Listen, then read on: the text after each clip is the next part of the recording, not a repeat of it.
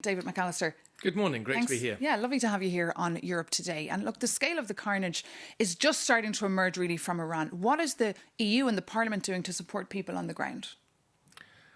Well, we're all observing the situation in Iran now for many weeks with great concern, and these massacres in Iran are just horrific.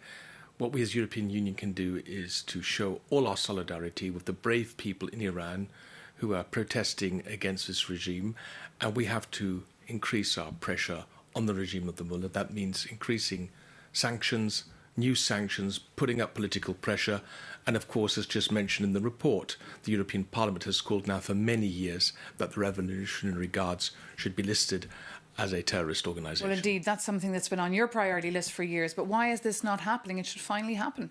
What are the political and legal barriers here?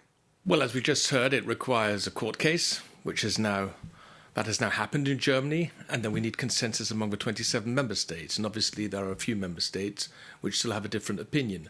I don't agree with this. The European Parliament has clearly demanded to listen, to call a spade, and the last important country which also listed the Revolutionary Guards as a terrorist organisation was Australia in November last year. So what Australia has done, what the United States has done, I think it's now time for the European Union to do the same. But indeed, as you say, it is political.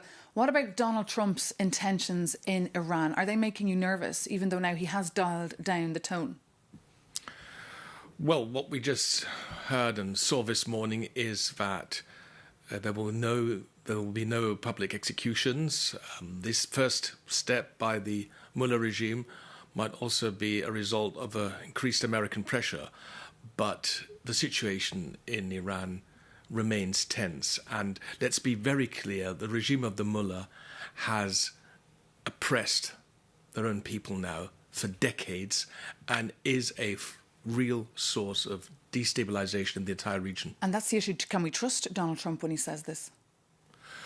Well, I think you always have to take very seriously what Mr. President Trump says, but also Mr. Trump's policies are in the end unpredictable. And I think it's clear that the Americans in the moment will not 100% be clear what they are actually going to do with or in Iran.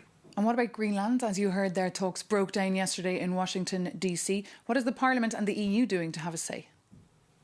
Greenland is a sovereign part of the Kingdom of Denmark. Greenland is sovereign, and that means that every country should respect the territorial sovereignty and integrity of Greenland.